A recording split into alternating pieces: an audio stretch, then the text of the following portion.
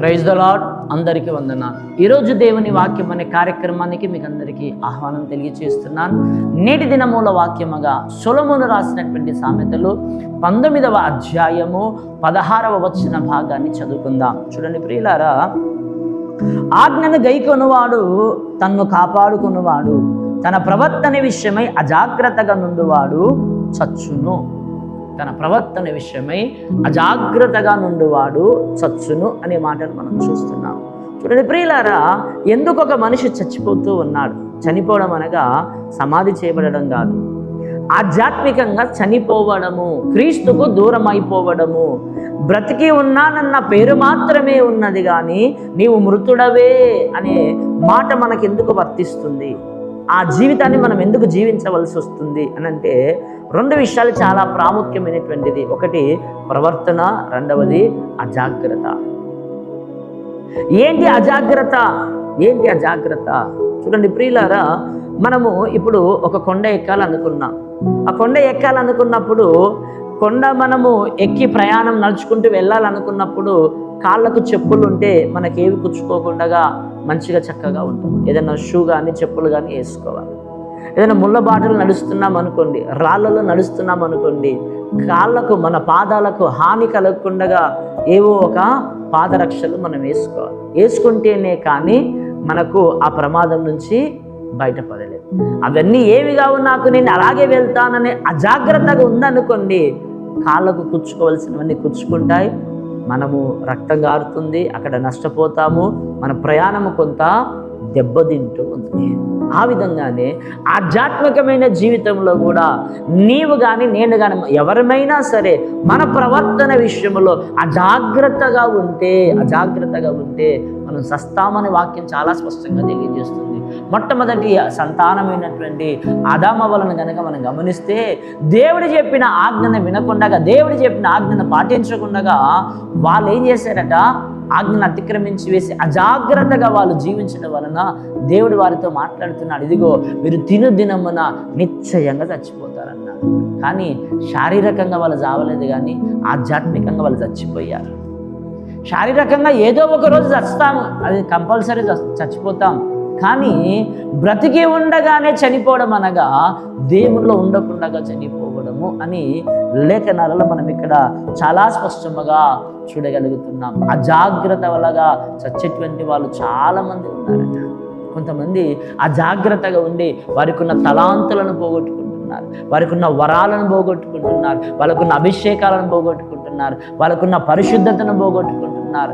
అజాగ్రత్తగా ఉండి సహవాసాన్ని కోల్పోతూ ఉన్నారు, వారికి ఇచ్చిన ఆధిక్యతలు, ధన్యతలు కోల్పోతూ ఉన్నారు.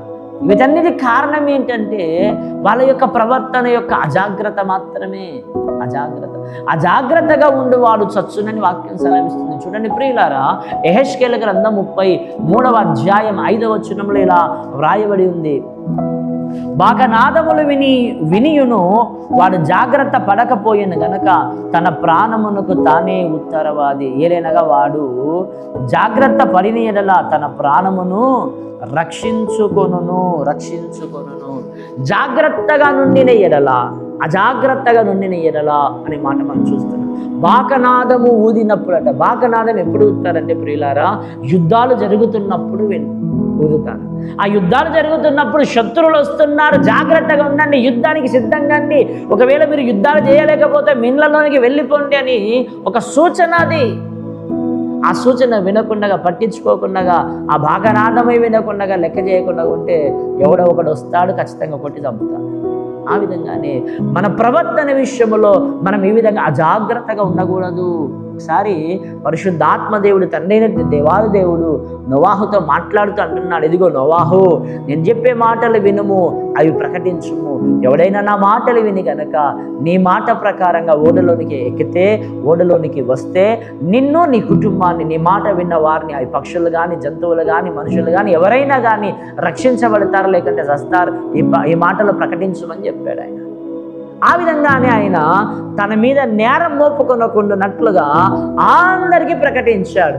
అవమానాల పాలయ్యాడు. కానీ ఒకానొక దినమున ఆయన తల ఎత్తుకున్నాడు, మిగతా వారందరూ చచ్చిపోయారు. కారణం ఏంటంటే తన ప్రవర్తన విషయంలో అజాగ్రత్తగా నుండి వాడు చచ్చునని వాక్యం సెలవిస్తుంది. ఆ విధంగానే యేసుక్రీస్తు వారు కూడా చెప్తున్నాడు చాలా స్పష్టంగా, ఇదిగో సర్వలోకమునికి వెళ్ళి సర్వసృష్టికి సువార్తను ప్రకటించండి, నమ్మి విశ్వసించిన వాడు రక్షించబడును, నమ్మని వానికి శిక్ష విధించవనని వాక్యం సెలవిస్తుంది. అవును ప్రియులారా, ఈరోజు ప్రకటించబడుతున్న వర్తమానములు ఎన్నో ఉన్నాయి. అవి నువ్వు క్రైస్తవుడివైనా అన్యుడివైనా ఎవరివైనా నువ్వు గ్రహించుము. ఎందుకనంటే ఒకవేళ క్రైస్తవుడుగా ఉండి నువ్వు అజాగ్రత్తగా ఉన్నా చేస్తావు, అన్యుడిగా ఉండి నిజదేవుని తెలుసుకోకపోయినా నువ్వు చేస్తావు. ఒకవేళ నువ్వు క్రీస్తుని ఎరిగితే గనక, క్రీస్తుని నమ్మితే గనక ఆ ప్రమాదాల నుంచి, ఆ ఉచ్చుల నుంచి, ఆ ఊబిల నుంచి నువ్వు విడిపించబడతావు. ఎందుకంటే నీ ప్రవర్తనను మార్చుకున్నావు, నీ ప్రవర్తన నీవు సరి చేసుకున్నావు అనే విషయాన్ని దేవుని లేఖనాల్లో మనం చాలా స్పష్టంగా చూడగలుగుతున్నాం. తన ప్రవర్తన విషయంలో అజాగ్రత్తగా ఉండడం వలన సంసోను తన బలమంతటిని పోగొట్టుకున్నాడు. ఒక దవడ ఎముకతో 1000 మందిని కొట్టి చంపినటువంటి ఆయన ఒక్కరిని కొట్టలేకపోతున్నాడు. కారణం ఏంటంటే తన బలాన్ని పోగొట్టుకున్నాడు. దావీదు మహారాజు తన రక్షణను పోగొట్టుకున్నాడు, తన ప్రవర్తన అజాగ్రత్త వలన. కనుక ప్రియమైనటువంటి వారులారా, నీ అజాగ్రత్త వలన నీ ప్రార్థన, వ్యక్తిగత ప్రార్థనలో పోగొట్టుకుంటున్నావా? వ్యక్తిగత సహవాసం దేవునితో కోల్పోతున్నావా? నువ్వు దేవుని నుంచి ఏవి కోల్పోతున్నావో, దేవునికి ఏ విషయాల్లో దూరం అవుతున్నావో వాటన్నిటిలో నీ అజాగ్రత్తనే తప్ప ఇంకోటి ఏమీ లేదండి.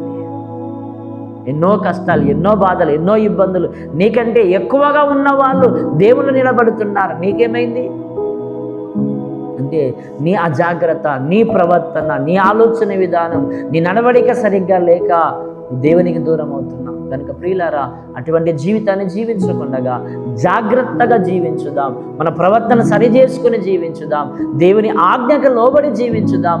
ఆయన ఇచ్చే కృపకు మనము పాత్రులమవుదాం. అటు భాగ్యము, ధన్యత, యోగ్యత మన ప్రవర్తన సరి చేసుకొని మనం పొందుకుందాం. దేవుడి మాటలు మన వెనుకట్లో దీవించునుగాక. ఆమేన్. ప్రార్థన చేసుకుందాం. పరిశుద్ధునికి వందనాలు, స్తోత్రాలు. ఈ మాటలు అందరిలో ఫలింపజేసి మాకు దీవెనాశీర్వాదం దయచేయమని క్రీస్తు పెట్టి వేడుకుంటున్నాం తండ్రి. ఆమేన్.